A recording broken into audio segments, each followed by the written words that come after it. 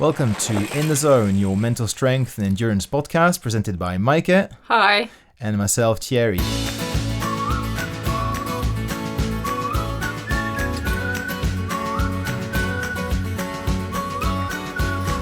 Maaike, I'm super excited today because we have a really incredible interview to give you guys.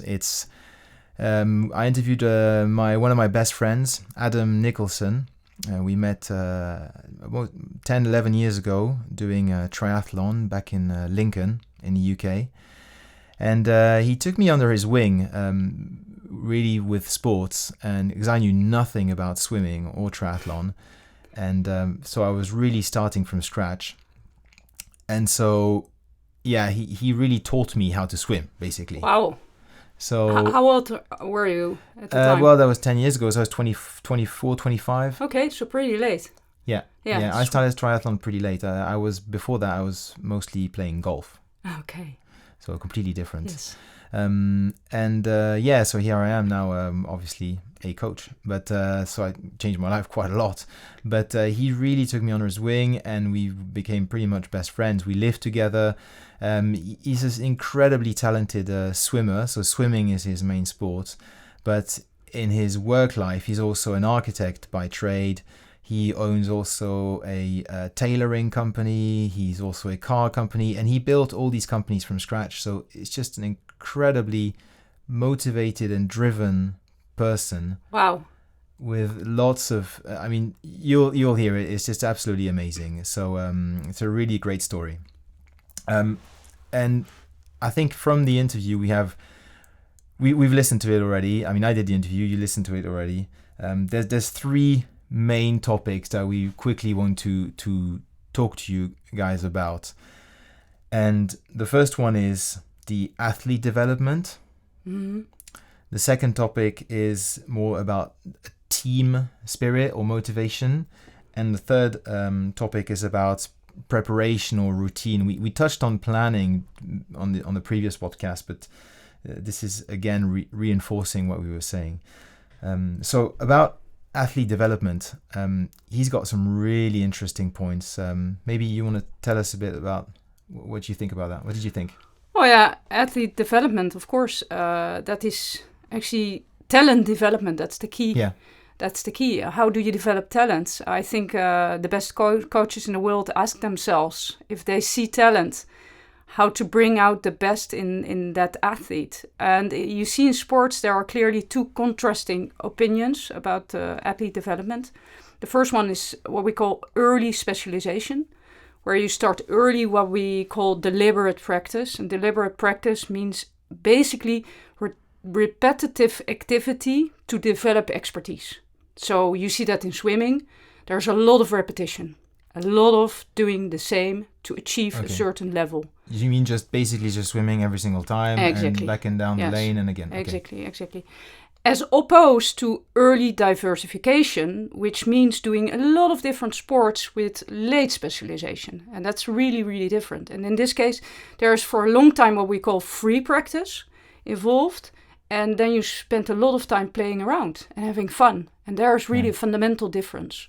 So, and there are two contrasting opinions. And what we know from research, that early specialization, so a lot of deliberate practice, tends to bring out elite athletes. Yeah. This means that if you do a lot of repetitive exercise, and you start to specialize at a very early age, then obviously you have a lot of opportunity or chance to become an elite athlete. But at the same time, and that's the downside to it, is that it reduces the physical health and the personal fulfillment. Yeah. And it increases the chances of injury. So in the end... But how many as well of those kids, there's a huge amount who will just drop out. Yes. That's the point. So we can assume that with early specialization we can become an elite performer, but against what price? Yeah. And most probably you will drop out early in the process. So it doesn't really make any sense. Yeah, out of 100 kids you might have one. Maybe one. No, 100 out of 1,000 or 10,000. Exactly, Yeah, exactly. And They recently, in 2016, have done a very, very interesting research, very important. What they did, they compared Olympic medalists with non-medalists, and the moment they start their specialization. So the key question was, at what point did these guys with medals start their specialization? And what they figured out was that there is a huge difference, an important difference between the athletes who have won medals and the ones that haven't. And the ones that have won a medal started their specialization later. Wow. And they have also practiced more different sports. Well, we would think of the opposite, actually. Exactly. And in fact, the ones who won the medals were the ones who started late. Yes. And there are a few reasons for it. The first one I've already mentioned. There is less dropout. So the chances of having more medals within a group of 1,000 athletes grows. And the second, more importantly, is that your physical and motor skill also develop differently if you do different sports at an early age. And the third thing is more psychological, and that is that our mental skills tend to develop much more rapidly if we do different things at an early age. So our learning skills are much more challenged when we do football, tennis, maybe an individual sport, and so forth and so forth. And this is what we call development of resilience. And the resilience is especially super important when you want to become an elite athlete. Yeah. So the resilience skills are basically formed when you're young and doing many, many different things instead of repetitive activities.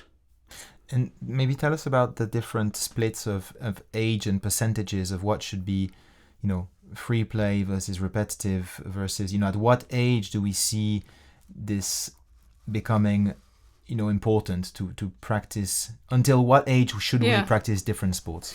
So first of all, it may be interesting to say, and many people know this rule, that we need at least 10,000 hours of practice to become... the famous 10,000 Yeah, hours, the famous 10,000 hours, and of which 4,000 deliberate practice. So, but we need to build that up progressively. So it's always, the goal is always to avoid dropout and to respect the recovery.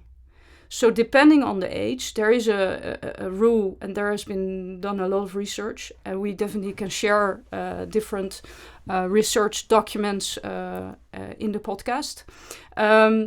From 6 to 12 years old, we say it's important to have at least 80% of free practice, so playing, with a focus on many sports. I mean, there is a limit to it, but some kids do maybe 3 to 4 different sports. And that's perfectly, as long as the kid likes it, it's fantastic. So 80% free practice. Then between 13 and 15, I would say it's 50-50. With, if possible, preferably 2 to 3 sports. And then between 16 and 22, that's the age of specialization.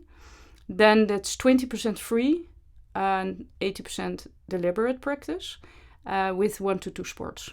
So still, even if you are specializing, then it would be definitely better if to do more than one sport.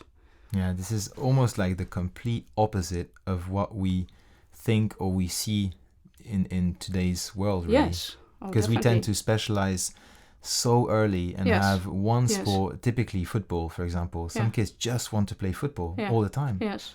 And that's it. Yeah. And they push you, the football clubs, to just play football, 2 practice, 3 practice, and a match, and you can't do anything else. No, and you get injured. Yeah. And if you get injured, get bored maybe, but some kids are super ambitious and they have big dreams, and that's fantastic. But getting injured is really something which is, anyway, if at a very early age you get injured, that's not good for the body. And secondly, most trainers or most clubs are not able to deal with the injury. Yeah. So most kids, especially at the younger age, they do play within a team because they have friends. Their whole life is there. So imagine you getting injured. Then forget about spending 3 to 4 times with your team because you're just sitting at home. No, but that's That's exactly what I do in my kids camp. I have the kids camps I do during the year are for 6 to 10-year-old kids, and it's multi-sports. We do from running to cycling. We do some uni hockey if we have the material. We try a bit of touch rugby. We do loads of different athletic sports. For example, I make them throw a ball in loads of different ways. Yes. To just develop all these skills and play many different things. Jumping, Yes. all these skills are important. And you should just have a variety of activities and sports. Yes. So yeah, it's the studies that you mentioned are just music to my ears, because it's exactly what I'm doing. Yes. But I knew about the 12 to 30 up until 12 or 13, but I didn't realize as well past even 16 how much.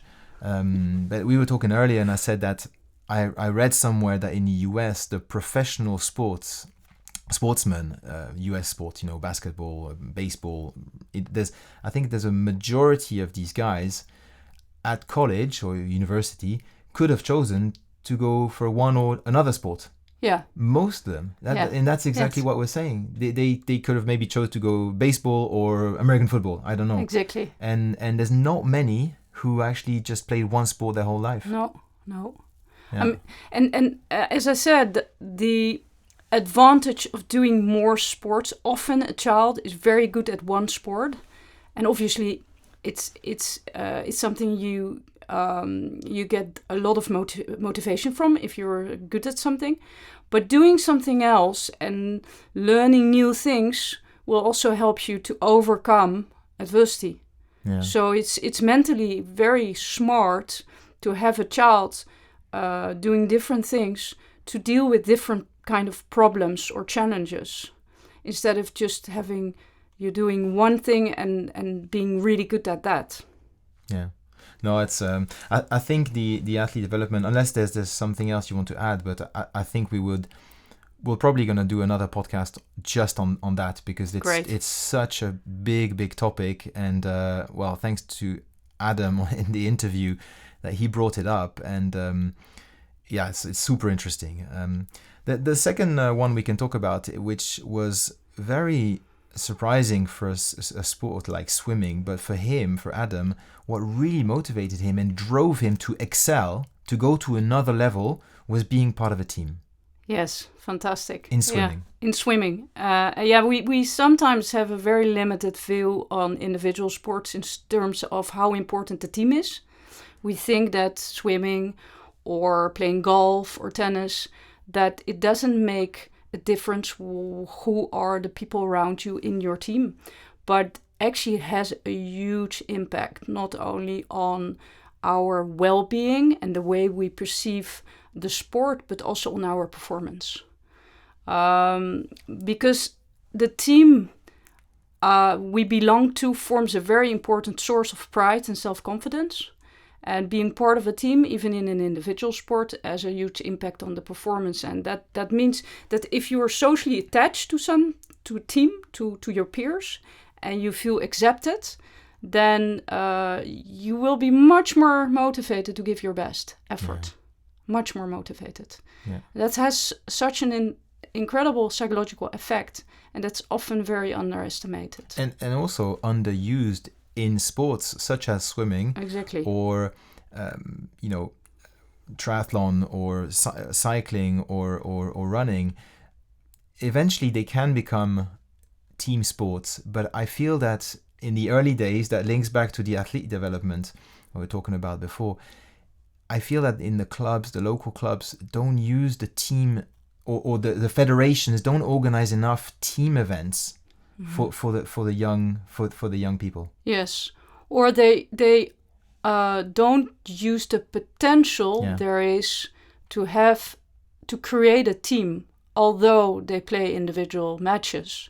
Of course, you can change the way you let them interact or let them play to have more competition within the team or to have more playful events, but also to create a team spirit really makes sense, because it creates a collective spirit that boosts not only the team performance but also the individual performance. Because imagine you have a team of 5 players and four of them or 3 of them play well in the morning and you are in the afternoon. You are likely to play better because your team is playing well that day. It just boosts your confidence. It has to do with the feeling of collective competency. So it's really the individual notion of competence grows with the collective feeling of competence. No, I for my example, I was quite good at golf when I was a kid. I was in the B squad in the Swiss team, and I was okay. I was number 3, for example, under 13. I was number 3 in Switzerland, and at 18 I was maybe in the top 10 or something like that. And then they asked me to choose between golf and my studies. So I just said, well, goodbye.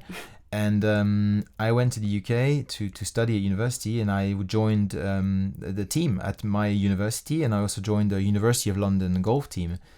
Within a year, I was playing the best of my life. You know, I was going from a 3 to 4 handicap when I left, maybe at 17 years old, to shooting regularly under par. Wow. What changed? I was having fun. I was with my friends, and I was just, like you said before, you play with guys, and that's exactly what Adam says. I could see guys, my teammates, making birdies all the time, shooting on the par, and I was like, I can do that. I was just, I can maybe not beat these guys, but just be as good as them at least, or get to their point. And I was beating some of the guys who were on paper much better than me. I was beating them regularly. And just being part of a team helped so much.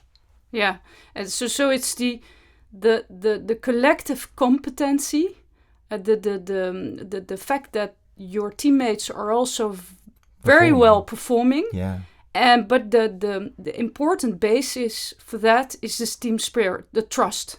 So it's very important that you trust your teammates and you feel the trust of them, so they give you confidence.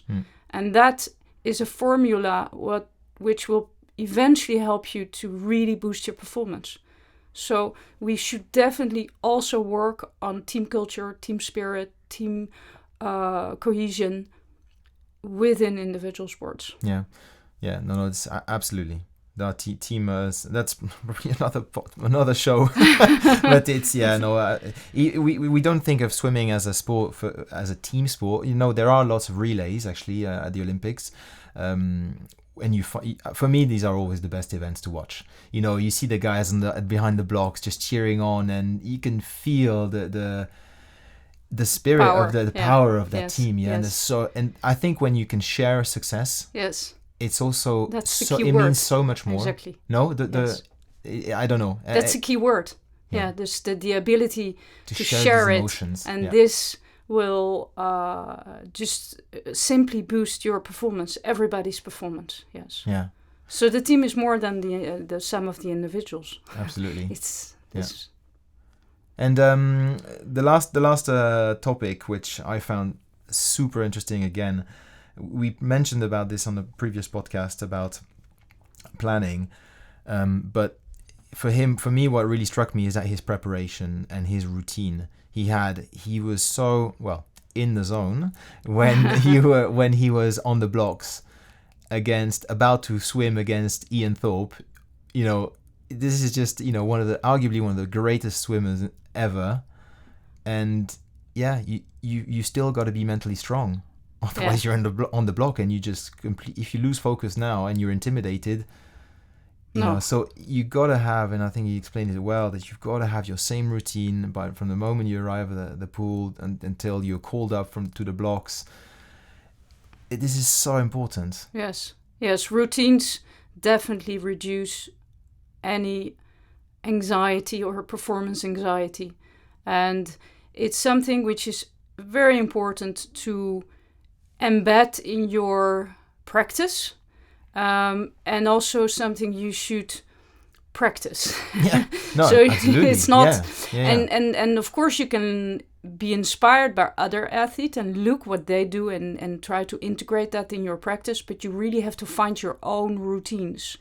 Those who, make you feel comfortable, make you feel ready, boost you, calm you down, depending on what you need before a competition. Some people need to be boosted, others need to calm down. That's very personal.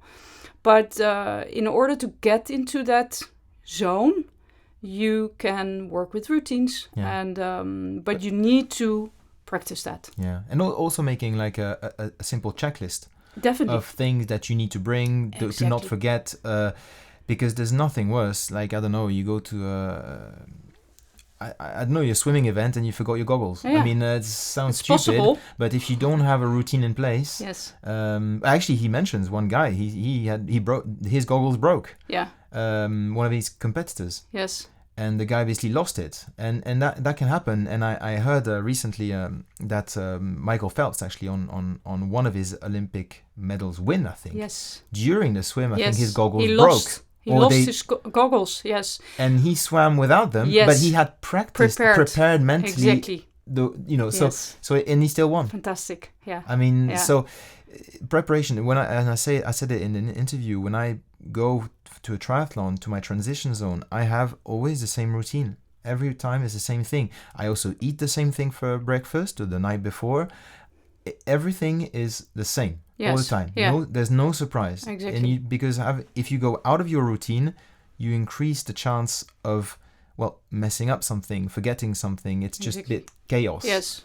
And by having a routine, you just basically streamline everything and make everything organized. Exactly. I mean, you have 100% attention, spend it wise. Yeah. So spend it on, really being ready, and don't spend it on trying to, search for material or trying to eat something which is not what you're not used to. Yeah. It's very simple. It's just simplifying your life. How many times I hear of people, I just took a gel from the... First time. First time, Ow. yeah. Well, that hurts. There you go. Oh, and my stomach hurt. Oh, really? Yeah, it sounds stupid, but it's I hear it a lot. Yes. So you've got to practice all these things. But wonderful. Great, very rich interview. Very grateful for having him on the show, and and I think it's a different type of athlete, because he's obviously at the top end of the. So he's very much someone who swam at the elite level and probably could have gone even to a higher level, let's say the Olympics, had he swam full time. So, but it's very interesting that all the points that we talked about are valuable for the everyday athlete. Absolutely, yes. So no, it's definitely I think for everyone there is something in this interview that you can take home. So with no further ado, here's Adam Nicholson. Here you go.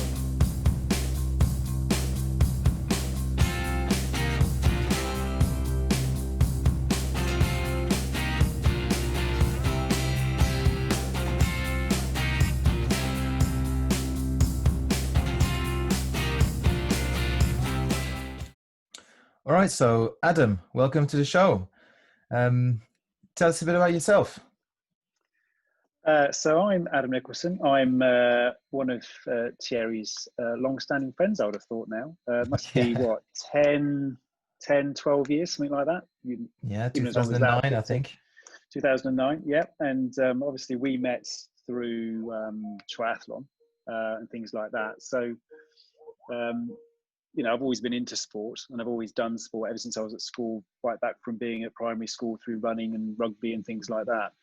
And picking up swimming probably in my late teens, I would have thought. Mid-late teens was kind of where I focused on that. But obviously from knowing you, Thierry, that's sort of where we met those years ago at sort of triathlon training, starting on short course. In good old Lincoln. In good old Lincoln, yeah. I remember your first day when you turned up at the at the training session. That's an inside joke, yes. So it was quite some time ago, but yeah, certainly from my sort of background of sort of sport, I've been in sport since I was at school, and it's carried on all the way through to now. And so swimming is, I mean, we're mainly going to talk about swimming because that's what you Yeah, do. yeah. Is that one of the sports you were playing, or it just arrived a bit later, or what got you into swimming? I think it arrived later actually, because I think I was more focused on at school cross country running and being in the rugby team, and I think swimming came along when I was probably I could always swim, but I think it really came along when I was about 14, 15. And interestingly, with swimming, most of the young talent who go to swimming clubs, if they're really good, um, they sometimes burn out at the age of 13, 14 because they've been so intensively trained by their parents, and the drop off rate at that age is quite high because the kids just want to do something else. That's when they start becoming their own person. And those that really stick with it past the age of 15, 16 tend to really stick with it and do well. So I sort of got into it about that age. I think a friend of mine said, I think you'd be a good swimmer. I think we were sort of experimenting at school with things like with duathlons or triathlons were starting to become popular. And so I did a couple of swim sessions and yeah, I did it and stuck with it. But I was doing it more as a bolt on to the running really, and thinking about what do I enjoy more than thinking I want to do competitions. But I found that because I jumped at it at that age, the age group category started to, a lot of the kids that weren't serious had started to fall away. They were doing different things, and it became more of a friends sort of social part where your friends group and your activity group became part of swimming. And I think that just became a culture that I got into. Yeah, it's interesting because I heard a story from that for kids basically age. I have the kids camps which I do age 6 to 10, and I really try to do as many multi sports as possible because I heard that, and I know that from until the age of 12, 13, it's really 50-50 or even less if you're going to become a professional or not. And sometimes we tend to put the kids too much into one sport very early Yeah, on. And I think that's what you're saying, is that by the time maybe the guys who are going away from the sports at 13, 14, they'd be basically staring at that blue line for almost 10 years every day, and you just get bored, and so yeah, you get probably a higher drop off. And you did the opposite. You basically introduced it later, but you had a multitude of sports. And at the age where in your teens, you were able to pick one and say, right, that's the one I want to do. yeah. You're right. I mean, a lot of the kids that are there, they get that kind of the sort of the parents that drive them to do a certain Yeah. thing. And I think as you said, had multiple sports that I was being driven to. So I almost fell into swimming and drove myself into it, other than the other way around. And I think that helps. And also, when you find a friendship group where you find a team that you get on with, that you can motivate each other with, where it's a positive motivation, where you're swimming with a group of friends that you enjoy their company and you've all got the same ambition to do well or join a team or go to certain competitions, and it becomes part of what you do on a weekend. That can be a real sort of a tonic to make you want to go more because you feel like you're part of something. And I think that So, that was an important part of growing up between sort of 16 to 20, I think. so you had a kind of a squad, which kind of they became your friends and well, slash family almost, I guess. Yeah, I think it kind of once when you're sort of 14, 15, starting to take swimming kind of seriously, you're starting to turn up to open events around the UK and certainly northern France from spending time in the Channel Islands. And you end up spending your weekends on those trips, traveling with friends, either on a bus or on a boat, whatever it's going to be. And you do get a bond, you do get a friendship and a relationship that you don't realize is going to be as strong as it is until you get older or later in life. And I think that sort of that the relays that you have to get into, knowing that either you're the third leg or the first leg, or not letting the team down. I think there's certainly a social part to it and a sort of a team thing that became a real part of wanting to do it. And then beyond swimming, once you kind of got into that team thing, when you're sort of 16, 17, you want a job, you want to earn some money, and in life you've got a choice at that age of whether you go and work in a supermarket or a patisserie down the road, or whether you become a lifeguard. And I think for me, the natural point there was to become a pool lifeguard and then a beach lifeguard beyond that. And then that took me down a completely different angle of swimming competition and things like that. So you're saying lifeguard. So where were you based at that time? At that time, I started off as a pool lifeguard in Lincoln. And I did I not did know my that. first, yeah, it was a long time ago. I think it was, I trained to become a pool lifeguard probably when I was about 17. I spent a bit of time in Lincoln doing that, and I became a pool lifeguard. And I did my swimming teaching, coaching qualifications at the same time as doing my A-levels, as you do. And I sort of carried on with all of that all the way through my A-levels, and it part funded my first parts at university. And I continued with the squads, the rescue squad in Lincoln and the swim squad there with Pentaqua. And by the time I then moved to the Channel Islands, I then started swimming with their beach surf rescue team. But the interesting thing with the Lincoln surf team, or the Lincoln lifesaving team, was for whatever reason, this inland swim club had 3 or 4 of their guys were actually world champions in that sport in their own right. And it was quite interesting how that small team and that small group of people had that kind of notoriety. So when you turn up at the age of sort of 16 to that team, and they're all wearing UK or GB at the time swim kit, you do feel a level of intimidation. But inspiration as well, maybe. Yeah, absolutely inspired by them to say, well, they're not that much better than me, surely. I can keep up with this lot. Surely I can do that. And I think it was really just being able to see them doing it, which made me think, well, I can definitely do that. Yeah. Well, I think if you make a group kind of inclusive and you have kids turning up and they enjoy the sessions, you're going to get the most out of the potential that they have. And certainly they got a great deal out of you. So when was it that you realized, you or maybe your coach realized, okay, this kid has something, and can you take it to the next level, as in maybe professional, or just go very much elite? I think that it became, I think I was always a bit of a late developer. So I was always, there was always the guys at school, and I'm going back to sort of teens here, the guys that sort of suddenly became 6'2" at the age of 13. I definitely wasn't one of those guys, and you definitely weren't either. So it depends which direction we're looking at. I think I was really probably in my late teens where I did a swimming competition, a pool rescue competition in Lincoln. At the time I lived in the Channel Islands. I'd flown over to the UK with the team.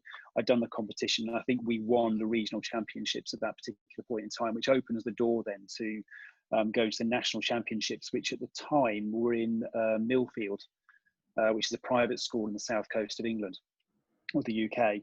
And I remember sort of getting qualifying times for that, flying over to the UK for the British Championships.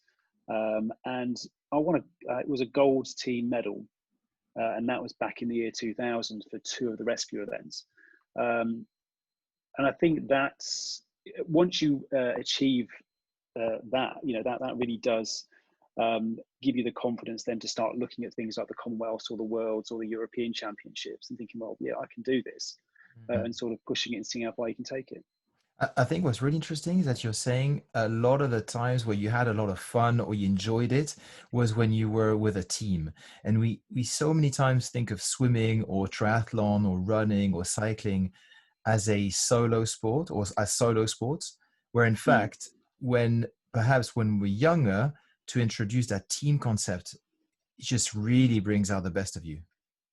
Yeah, it does. I mean, definitely my first events where I won something were team events. I think that the team events, whatever part you're playing on it, whether you're doing a relay event, or whatever you're in with it, there's definitely a group. I don't want to let the team down or the team buoying you on. So you want to be able to do well for it. And that does push you that bit further. And there is a level of greater enjoyment at the end of it when you know as a team you've achieved it. I think the races that you do on your own, you have to have a level of self-determination, yes, definitely arrogance, but you definitely got to have a slightly different motivator to push you into that zone, to get you to the sort of the knowing when you finished it, you've done the best you possibly can to get to where you are. But the team events were definitely when the team would say, right, we're going to go to the World Championships, we'd go to the British Championships as a team, and then you'd see that the European Championships were coming up in 6 months, or the World Championships 6 months after that. You wanted to qualify because you wanted to be with a team to go there and have that shared experience and enjoy it. Yeah. So when you were doing the qualifying times, I think at that age, I was definitely thinking of, I don't want to be the one that doesn't go. And I think that's the part of the motivation that sort of came through at that time. Yeah, no, that's good. And so obviously it leads us to your biggest event. Um, yeah, I mean, you know which one I'm talking about, and I think you've got a great story participating in the at the Commonwealth Games. Mm. So again, maybe just tell us about that transition of being, doing national championships to maybe European champs to Commonwealth Games, which, okay, it's not the Olympic Games, but it's like a great standard. I mean, you've got basically all the countries from the Commonwealth, hence the Commonwealth Games. Yeah. Yeah, so tell us about that. So I suppose, well, go backwards a little bit. I suppose where the sort of the run up to that was that there was in world life saving, because I'll stick with life saving for now, or the surf rescue side of it, which I've taken out from being a pool swimmer. And that the first event I went to that was an international was actually in 2002, which was in Daytona in the USA, was the World Life Saving Championships. And there are two teams that you'd go for. You can go for your club team, and you can also be in the national team.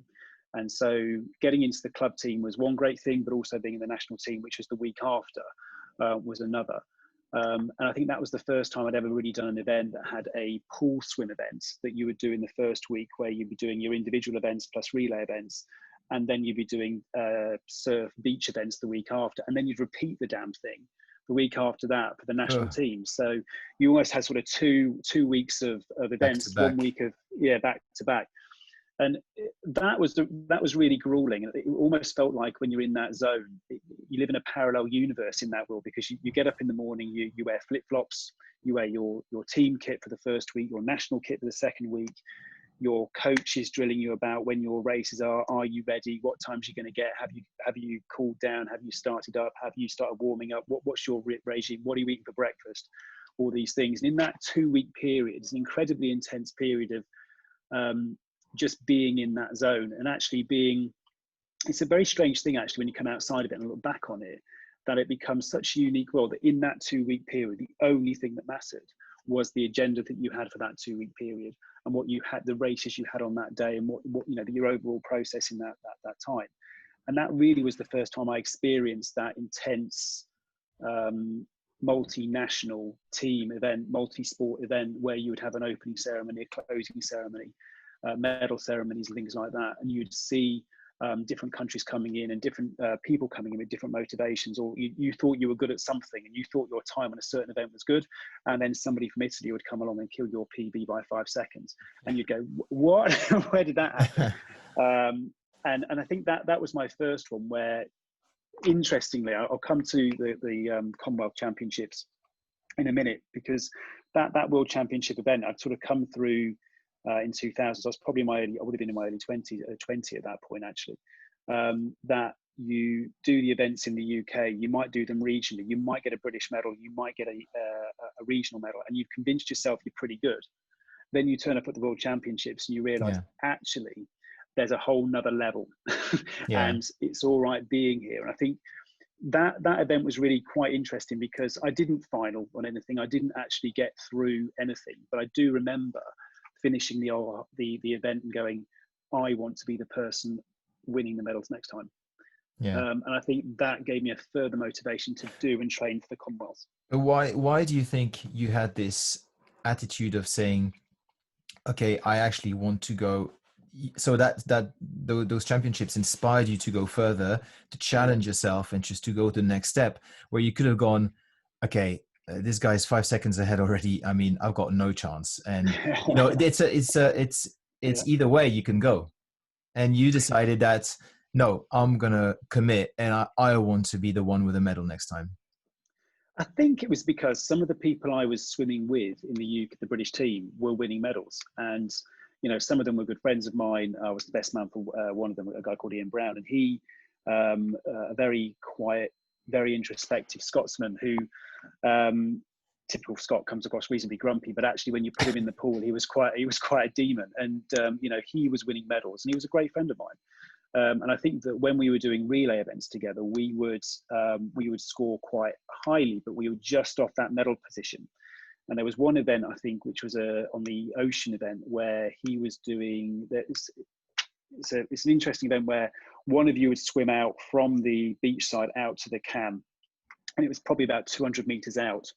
And this was in Daytona, and I would swim out first legs to the can. Once I got there, he would then swim out, collect me, and then he would rescue me with his torpedo buoy and his fins, and we would come back out, and then you had to run over the line. To all those people who don't know what surf rescue is, I'm probably describing something very, very strange, but that was the event. It's like Baywatch. Yeah, like Baywatch, absolutely. People weren't as good looking in real life. And on that particular that's obviously open water in the ocean there. Yeah, that was open water, and certainly from that particular event, I think we came out of that event. We got through the first round. Second round, I think we came fourth. Now this was the World Championships final, and I think fourth was that motivates you to do something slightly better the next one. Now he won his leg. I lost the leg in the first part. So I think when you're that close to it, you kind of want to do better. Yeah. Oh, amazing. So it wasn't so far away. It was just at the point of being able to catch it. And I think that was part of the motivator for it. And I think that, the rest of the team, the British team, were doing really particularly well. There was a bit of an uplift in the standard and the quality of the UK team at the time. And we certainly had, at the World Championships, our relationship with the Australian team and the South African team was really quite strong. And we were certainly feeding off of that relationship. Yeah, you get that rivalry as well, I guess, between different nations as well. No? Yeah, kind of. Well, you do. I think that the Australians and the South Africans were incredibly competitive against each other because they were kind of a peer group, and they were certainly very competitive with the Americans, certainly in Daytona. And we, being British, have slightly colder water than they do, and slightly less glamorous locations. But they were really great with us, and they really sort of pushed us. And we were certainly, by the time it came to the next World Championships, our skill set and level had gone up quite considerably. Yeah. So there was a lot of Australians. So that was Daytona. Yeah. And then that forward to that was 2000, and then that led to the World Championships are every 2 years. So that led to the World Championships, the next set in 2002, which were in Sydney. And the World Championships were at the World Championships Sydney were in 2000, and then you've got the Daytona ones in 2002, and then you've got the Commonwealth Championships that were in 2003, and they were in Manchester. And I think I qualified as part of the Guernsey team.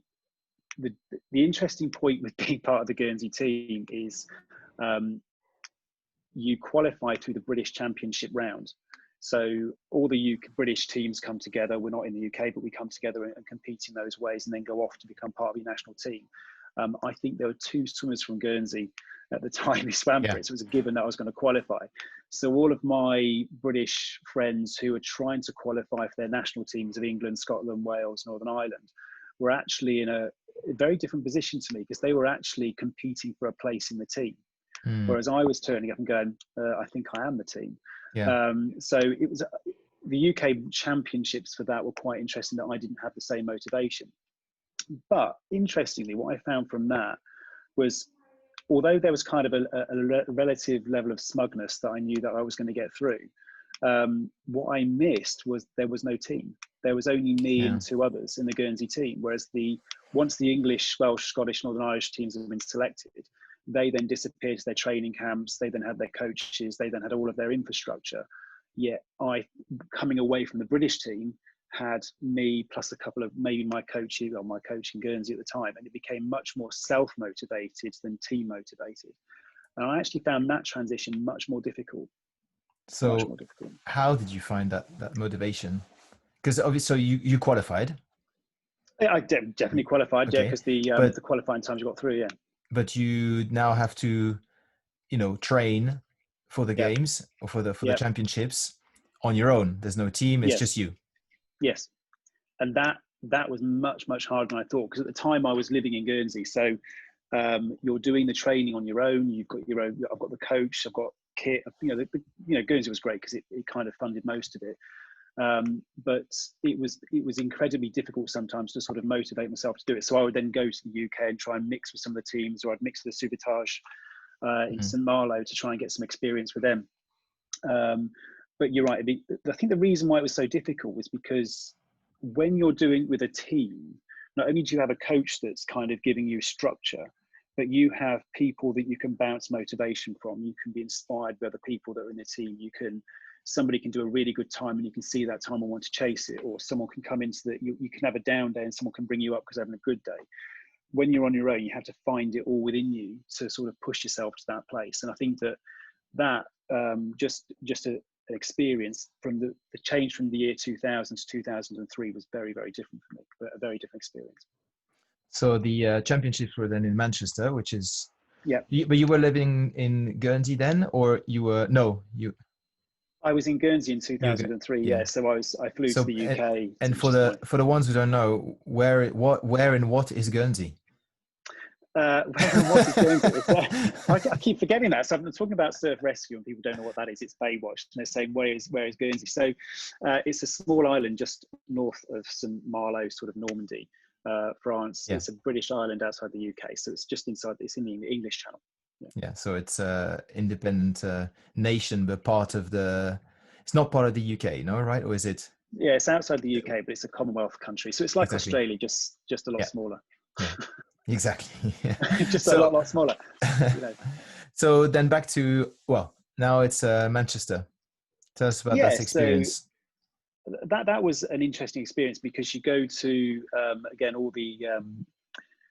all the teams turn up with their their coaches and their teams and things like that, and you end up seeing these big teams turning up, and sort of the opening ceremony, there's 30, 50, 60 people in one team and then 3 in the Guernsey team, and we're not having a debate who holds the flag. There's only about one person who can do it, so it's quite an intense condition. But I think in some of the events that we did, or certainly that I did, you would find yourself going through the first sort of rounds, and you would think that was one of them, which was the 200-meter mannequin rescue, which wasn't my favorite one, actually. Definitely wasn't my favorite sport. And this was pool-based, not surf-based. The surf-based one was in Durban, which I can talk about in a bit. But this particular one in Manchester was this particular event. You put a pair of the most ginormous fins you've ever seen on. You try and get yourself onto the blocks to jump off, and you have your torpedo boy resting on your back behind you. Now, if those of you who don't know what a torpedo is, you remember what's the name, that woman who used to run down the beach in Baywatch with the big orange thing? Yeah, that's the one. Yeah. So a bit like one of those, but a big long yellow thing. And then you would dive in, swim 50 meters with your fins on with this thing. You would then wrap it around a 12-stone water-filled mannequin, and then you'd tow it back 50 meters. And the leg burn on that, I mean, literally the leg burn from those was probably, from my experience, is tougher than any of your mountain bike rides up any mountain you can go on. But the race was only about 1 minute and 6 or something like that, so it was quite fast. It wasn't my favorite event, and it was not the event I wanted to do particularly well in. And when you find out that you've got into the final, I sort of finished the event. I thought, yeah, fantastic, finished, done. Don't have to do that ever again. I'm going to do any other event other than that. And my coach came bounding up to me and she said, "Oh, Adam, well done, you've got us to the final." I think I wanted to cry. To do it again. Because I had to do it again. And it was in that afternoon session. And I think there's 8 lanes, I think, in Manchester. I think it's 8. Either way, I'm in 8th lane. And so that means you're the slowest person in the race. And you've got, I think it was Hackett in lane number, he was lane 4 or 5. So he was fastest, he was centre. And you get the South African team, the Australian team, you have the English team, they had little old me hanging on the end. And I think I started that race knowing that my PB, the best time I'd ever done in that event, which I would never be able to repeat because my legs were still killing from the morning session, was something like 7 or 8 seconds slower than the person who was person in front of me. And I think that to me was one of those moments when I thought, God, what am I doing this for? So I still look back on it and go, why did I do it? Why did I jump in? I should have just not bothered. So when you dive in at that point, the cameras come along and introduce you to the crowd and people cheer. So everyone got a big cheer in Guernsey. What I found interesting from that was I got a really good cheer because there was nobody else doing. I was the underdog. So I did the swim, got the mannequin, swam back. And don't know if you've ever swam in those event pools where you can see the cameras on the bottom. Yeah. And I was swimming along, and I'm going, well, I can only see my camera. And then as I'm coming towards the end of the 50-meter pool, I see everybody else's camera shooting back the other way. You still got to wrap that mannequin up. I've still got to wrap the mannequin up. Oh, I've still God. got to wrap that. And then I've got to turn around and spin back. And all I can see is everybody else's mannequins coming towards me, their cameras. And I think it's that point when you finish, and I was thinking, I'm going to get that clap at the end, aren't I, that everybody gets. But I didn't, and it was all very professional. And it wasn't actually as bad as I thought it would be. But that is one of the downsides. So the upside of being from a small country is that you get into these events. The downside is you find yourself somewhere that you probably shouldn't be putting yourself. Yeah, but on the other hand, it's great that, because if you at the Olympic Games, for example, if you only had the best swimmers, let's say the best swimmers in the world, it would just be basically filled with, Americans, UK, Italian, that's it. And you do give a chance to smaller countries, and yeah, sometimes they, at least they can qualify for the heats, and well, you even qualified for the final. But I think giving a chance to everybody, and that's kind of the purpose of these sports, is the more grassroots level and inclusion, participation. And by having you in that final shows that, yeah, you can come from a small country and still manage to, there's 8 lanes, so that means you're top 8. To be in the top 8, you've got to get there, and that's already a great achievement. Yeah, I think I look back on it. I look back at it with real pleasure and sort of pride. And I think the other championships beyond that. I mean, I suppose, look, the original question you asked, you're swimming against people that have swam at Olympic Games, that have won medals at the Olympics, and you're standing in the same pool as them. And I think that's a great story to tell people. But certainly from a point of trying to beat them, I think before you start you're not going to do it. But certainly from that event, it went on to the Commonwealth Games, with Commonwealth Championships, surf championships that were in South Africa after that event. And by which time, and it brings you back to that team position, you kind of know people on the competition circuit. So you know who your competition are, the teams in Australia, New Zealand, Canada, and everywhere else, certainly in the Commonwealth area. And the time you got to the World Championships that next year, which were in South Africa in Durban, there was a real sort of collective of people who knew each other, and people were really getting on. And I think that again helps drive you and motivate you to want to do well. And I think that, saying earlier about that, what motivates you and why do you do these things? There's definitely a friendship piece. There's definitely a camaraderie that you want to be part of. And that can drive you to do all sorts of things. Where it becomes difficult is when you know someone well and you're racing them. A motivator for me on the individual sports is I kind of have to get my hate on. I kind of have to hate the people that I'm swimming against to really want to beat them. And that's quite difficult when you make friends with people and in that kind of environment. Yeah, absolutely. No, it's so what is it? When you're on the block then, and you're against guys who've swam at the Olympics, what do you think? What do you think about? Are you totally in your game? Like in our podcast name is In the Zone. Yeah. Are you in the zone, or are you, shitting yourself? I think I was in the zone. Definitely, I was in the zone at that point, because I think the motivator on that one was, the quicker I do this, the quicker I get out, the quicker it's over. I think that was all I definitely remember on some of the events up to that one. I was definitely doing this is my game plan. I'm going to get in, I'm going to do this, and I want to get this time. You kind of do that mechanical game planning you do in your head. Now, if you're doing a triathlon that's, I don't know, an hour or 2 hours long, or one of yours, which is 2 days long, or whatever it is, when you're doing a race, that's like, when you're doing a race like that, which is, 20 seconds, 30 seconds, we were talking minutes of a session, you break the race down into particular parts. I think the time I got to those finals, I wouldn't say the game plan went out the window, but I was definitely of a mindset to just get it done, and get it over and done with. But yeah, you do get in the zone. You do stand on the blocks. I think there is that. Anybody who's done a swimming event, when the place goes silent, and you have to walk up to the blocks, and they blow the whistle for that tune they do, the sort of the tune, the uplifting tune to get you on the block. They blow the whistle 3 times to get attention. They blow the whistle again to get you on the block. You stand on the block and you put yourself in the position, and it's that 5 seconds of silence when you're in the dive position, that just lasts forever, because you've just got this position where you're trying to roll into the dive without moving to get disqualified. But that period is an absolute, that is probably the worst bit. As soon as they go, take your marks, go, and you're off. Yeah. To me, that's an amazing, that is the best part, the amazing release of just getting it out there and just getting on with it.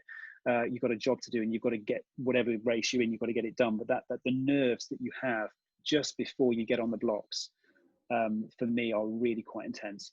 And is this something that you had to practice over the years? Because that's all about preparation, basically, and being mentally strong to focus on what's ahead. Yeah, definitely. I think that definitely. I think there's before you do those events, you'd certainly have, if you're doing a 2-day event or a 3-day event, however long it is, you'll have probably 4 swims, maybe 2 swims top in one day, because you're not going to do any more than that. And you would definitely turn up at the pool, find your seat in the stand. You would sit there and you'd have your walk on it. You'd be definitely trying to find your zone. You would be counting down to when your session would be, watching all the others swim. And you would get yourself into the zone, and I'd certainly get myself into the zone sort of half an hour before. The usual swimmer or even athlete thing of, when do I go to the toilet? What's the right time? How does my body feel? How do I warm? Have I warmed up enough? And you would definitely get your own routine going before you actually took the position of getting to the blocks. So the time you'd gone to the blocks, you would have that over the years. You develop a known pattern, and I think for me it became a half an hour before. It would be 3 swims before mine. Get yourself ready, get your kit on, get your goggles, get your hat ready. Make sure you're all been to the loo, had a drink, and you're ready. And then I became very introspective and just inward looking to find what you need to find to get ready for that event. And then you wait in the waiting room, and you see the guys going out in their waves, in their heats being called out, and you're kind of going, and you're looking around the room to work out who you're against in your heat. Some of them you know, some of them you don't. And you really do just focus on that particular point. I think so. You had really very much a routine on. Oh yeah, absolutely. That's the thing. I have the same thing in triathlon. Where you set up your transition. For me, for example, I always do the same thing, same order. It's just by having that routine, you just take out all the sort of potential things that can go wrong, because it's just dialed in. And I had the same thing back in my youth when I was playing golf. Same thing, the preparation from the moment you turn up at the golf club to the moment you tee off your first shot, the routine was exactly the same every single time. And you have to have that, otherwise it's just you're going in all directions. Yeah, absolutely. You have to structure it. If you don't structure it in your mind, if you don't give yourself that structure, your mind doesn't have the space then to focus on what you've got ahead of you. And I think, and putting you in the right place, if you're sort of coming up to an event and you're still trying to work out, where should I be? Where's my hat? Where's my goggles? Where's my this? Where's my that? Then you're not focused. And I think there was one event I did see, and there was one guy. He was British, and it was the British Championships, and it was the World Championships. He was due to win that event. I can't remember his name now. We are going back 20 years, but he turned up to the event. He was being a bit cocky. He'd won medals at the last 2 competitions, and I think he thought in his head this was a given, this was his, and so he could be more relaxed. He didn't focus as much. He had a beard, which, to any of you listening, that beards and swimming are not a good idea. They don't work in hats and goggles and all this kind of stuff, and streamlining. And he turned up to it, and when he got on the blocks, his goggles broke. He rushed. He hadn't checked his equipment, and he didn't. And he dived the race, and he did the race, but he did it without goggles, and he didn't win anything. And he was upset, grumpy, and fuming afterwards. And our shared coach at the time just said to him, "It's entirely your fault. You didn't get prepared. You weren't ready mentally. You just turned up to the race thinking you could do it. You're at the World Championships. You can't just turn out and think you're going to turn up and win it." And I think that, looking on from that, I've always taken from that no matter how good you think you are or what level you're at, if you don't prepare for it and you're not in the right headspace for it, then you're not going to get very far with it. Yeah, no, preparation is absolute key. And maybe tell us the other story where you got into in the lane with a very famous swimmer, Australian swimmer. Mr. Thorpe, yeah. So how does it feel to be in the same, first event, same pool to start with, then same It was, event, same heat as Ian Thorpe? So Ian Thorpe won yeah. how many gold medals? I mean, I don't Oh, know at the how time, many. I think he'd only won about 20. He finished above 40 or 50 of that.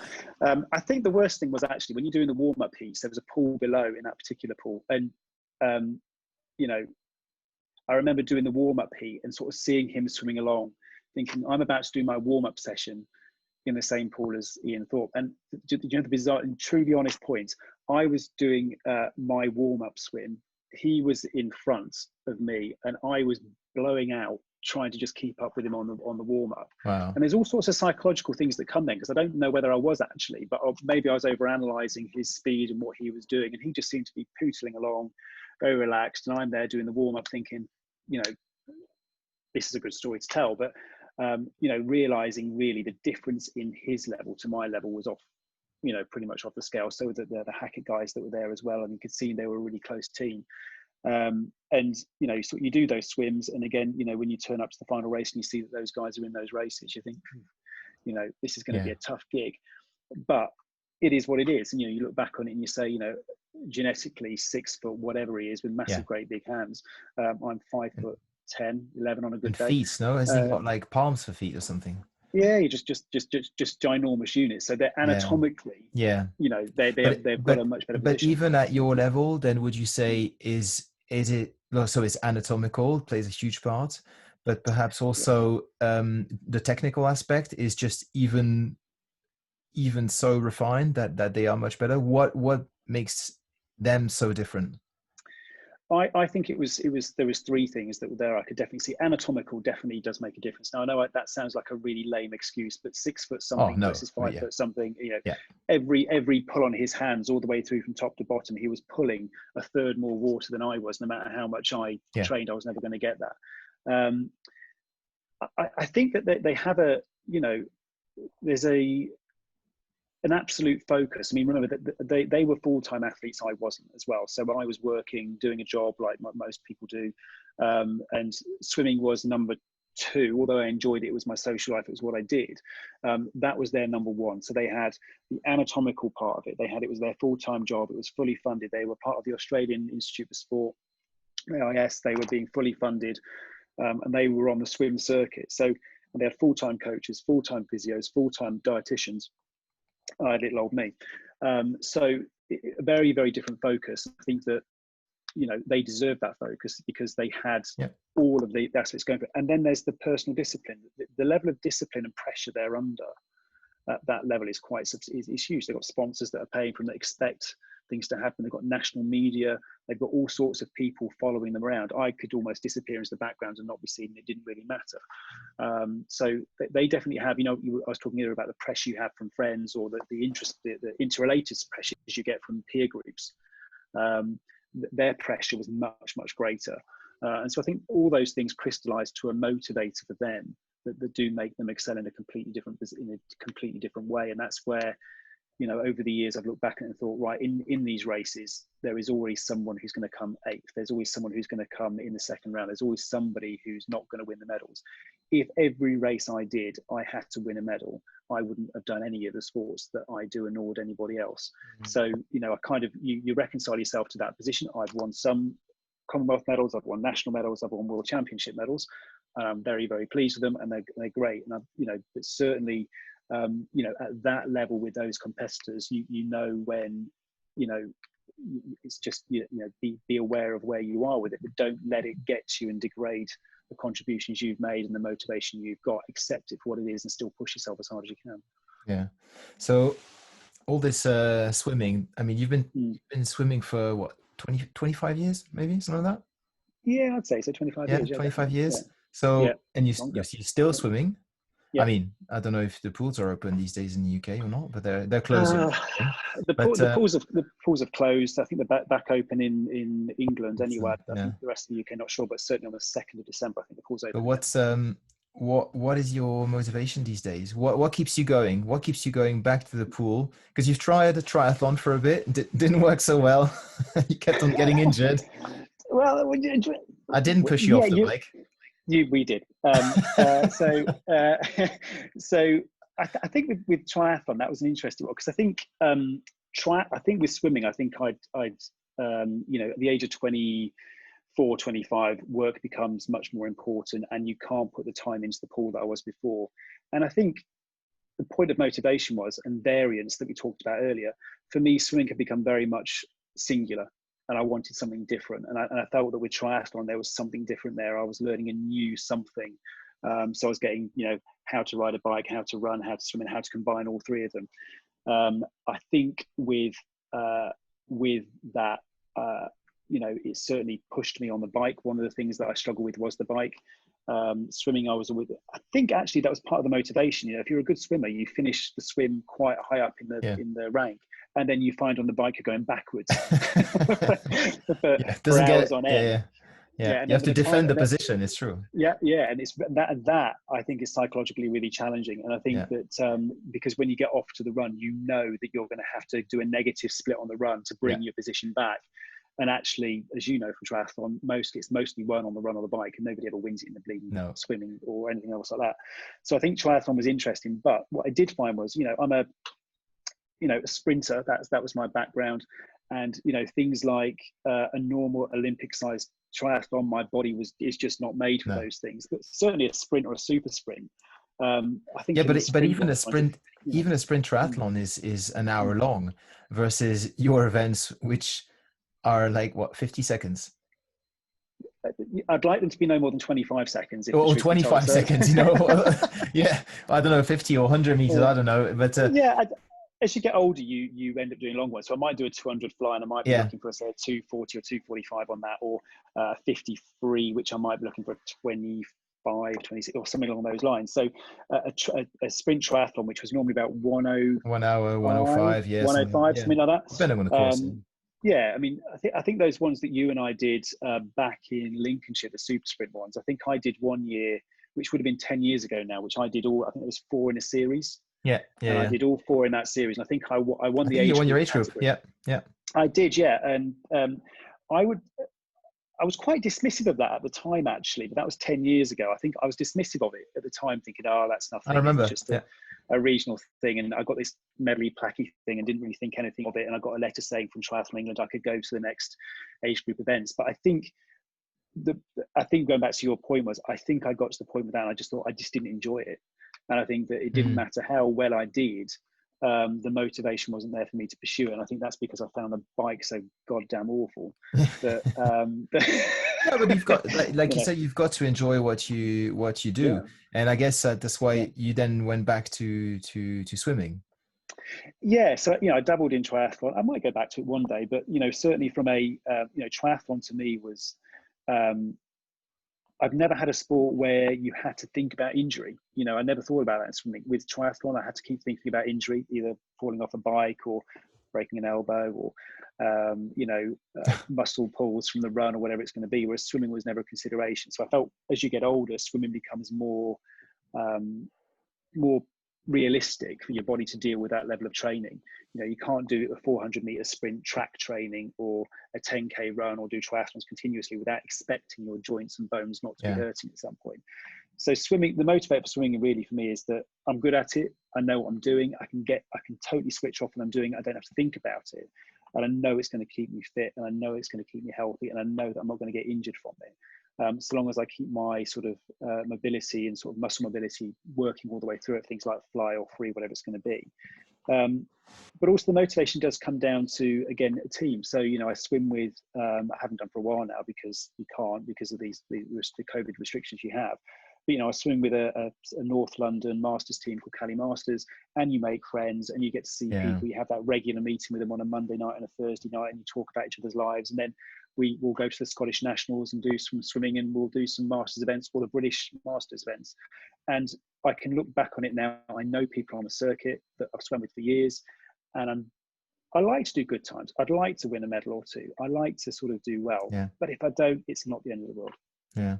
No, and that's when you really understand we talk a lot with Micah, the co-host of the podcast, about the why, Yeah. and why you do the sport is super important. I think you know exactly why you do the sport, but you also really enjoy it.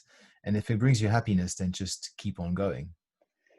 Yeah, I mean, it is good to push yourself. I do have a perverse wanting to race. I do that moment, as I was saying earlier, about going up to the blocks and that silence and putting yourself in the zone and feeling the butterflies in your stomach and knowing that this 200 event Yeah. in my age group category now, which is 40 to 45, whatever it is, I know that 200 meters of fly is going to hurt and it's going to be difficult, but I'm not there to make it. That's the reason why I'm doing it. And if I get a medal out of it, great. Or if I get a PB out of it, great.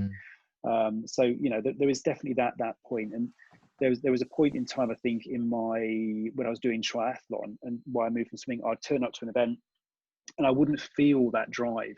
The coach or the event master would. You didn't really sign up for the most glamorous events, though. In defense of triathlon, when you're doing Mansfield triathlon or whatever it was, So we went to Barcelona. That was a great memory for me. One of my first ones, I liked that. And that's I think I'm pretty sure you enjoyed it. I came seventh on that, and I was injured, and that was a super sprint, which was I back to the thing. I thought the super sprint was amazing. It was a 400-meter swim, which was brilliant. I think it was even shorter. I think it was 200.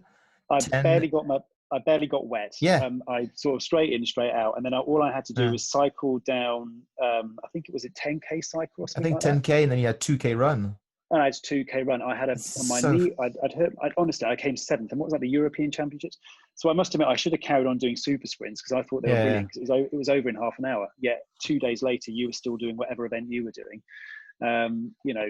Running, cycling for hours on end, whatever you do. But my body is made for sprinting, not made for long distance stuff. Oh well. Anyway, so Adam, thank you so much for your time. It's really been a pleasure. I mean, obviously we've been friends for many years, and you certainly are. You helped me a lot, building Jura Sports, and for that I'm extremely grateful. But not only that, 10 years ago when you kind of took me under your wing in the sport of triathlon or swimming, and it was really meant a lot to have that sort of mentor, mentor in terms of sports, and now you kind of are my sort of mentor in business as well. And so so I'm really happy that you could come on the show and share your story, which is just absolutely amazing. So thank you very much. That's all right. There's one thing I'd like to share with people just as we go on to this, which was I didn't realize Thierry 10 years ago wasn't the world's best swimmer. No. And persuaded me that he wanted to go sea swimming. Yeah. And so we drove out to the east coast of England. No. Skegvegas. No. Maplethorpe. Yeah. And Mablethorpe, for those who know who it is. And we decided that we'd go for a sea swim in Mablethorpe. And I didn't realise until we were in the water that Thierry then says to me, I've never really swum in the sea before. I've never really done open water swimming. That's the North Sea. It's brown. Yeah. There's big waves. And I remember the lifeguard saying, are you guys sure you want to go in there? So we went in there, and I must admit, when I came out of it, I was, well done to Thierry for sort of, that was 10, 11 years ago now. 10 years ago at least, yeah. And from that sort of swim where you'd never really swam in the sea before, you've gone all this time and doing your own triathlons and sort of going on your own journey. And actually, even last week when you texted me and said you've done some great times in your 400 or your 200, that's a huge journey and self-commitment you've made over the last 10, 11 years to actually get that far from, a late start in life. So, motivation comes from all sorts of places. Yeah, and it shows that it's, you can start late, like yourself in swimming, late teens, and reach an incredible level. No matter how old or how late you start, you can still improve. And as long as you enjoy it, then keep on going. Absolutely. All right. Thank you very much, Adam. Cheers. Bye-bye. Bye-bye.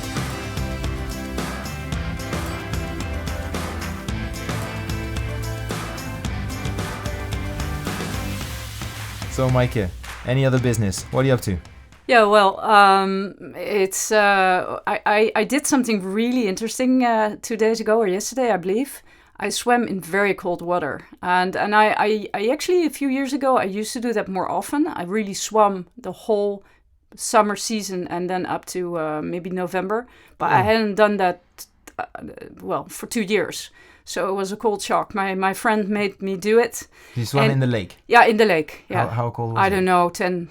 It's still okay-ish, but it was really interesting because I joked and I said the water is not cold, and but it was cold. So I really tried to, not think, stay in my bubble, and yoga helped a lot. So the breathing techniques, meditation helps a lot. So basically, I didn't think it was cold. Yeah. It was okay. There's a lot of it's quite popular. That sort of cold à la mode. therapy. Yeah, exactly. Yeah. Everybody's but talking about it. I think for prevention of you got of course you got to believe it. I'm not sure exactly where exactly is the research on all that, but it has proved. It has shown some benefits in preventing some diseases and just being generally improving your health, because you become more resistant, I guess.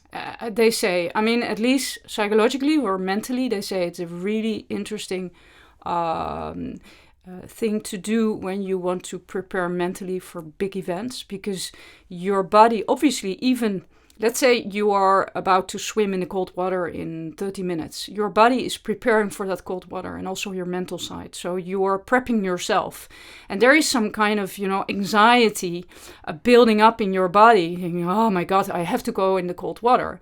So, and dealing with that, learning to deal with that helps you clearly to become stronger mentally. Yeah, I didn't think about the mental aspect. I was obviously I'm yeah. It has. So I only think about the physical aspect and what it can bring to you. But it's true, mentally it's a huge. Yeah. It can be very helpful. I must say that for the athletes or for people who are already doing a lot mental preparation, it's nice, but it does not give it's not that it changes everything. No, but it's very personal. How long do you swim? No, for? not long. 10 minutes or 5 minutes? No, 5 okay. Maximum. Yeah, because you get super cold. No, you can. I think you can stay in the water. The temperature -1 or 2 minutes. Yeah. But you can build that up. I think I stayed for 5 minutes. Maybe next time I will stay for 6 minutes, but it's okay. Are you gonna keep it up? You do it? It's nice. You're gonna have a routine? Yeah, sometimes. Yeah. Oh, cool. I've just buried myself today on the bike actually, so I'm a bit tired. Doing some quite hard intervals, and I'm doing some mountain biking probably this weekend. I'm gonna try to go again in the Jura. Try a little bit of mountain biking with some friends, hopefully, whoever wants to join me. That's about it, really. Just taking it easy. Not much planned. It's November. It's a bit of a boring... I don't like November. No, it's foggy outside. In the mountains, it's beautiful. Yes, actually, this morning, good point, I went for a hike with my dog. And at about 800 meters or so, all of a sudden... the mist starts to go away. Vroom. And it was sunny, blue sky, absolutely amazing. And so that was really, really nice. And then as soon as you go back into the fog, cold, and you have to put your gloves again. And so that was nice. I went for a nice hike with my dog, although she disappeared for about 15 minutes chasing a fox or a deer or something like that, which I was a bit worried, but she came back. And she's a bit wild. But so that was good fun. Anyway, so I hope you guys enjoyed the show today. If you have some time to give us a little rating on iTunes, that would be absolutely amazing. We would love that. We'd also love to hear about what you think of the show. Send us an email, reach out and tell us if there's a specific topic that you want to talk about. And we'll be happy to dig deep into some other subjects. If you guys if you have good stories to tell, come on the show. Don't be afraid. We're nice. Why not? For everything about mental strength and sports psychology, you can reach Maaike U-Thrive, so u-thrive.ch. Yeah. And for myself, for sports endurance coaching, you can reach me at jurasports.com. Thank you very much. Bye-bye.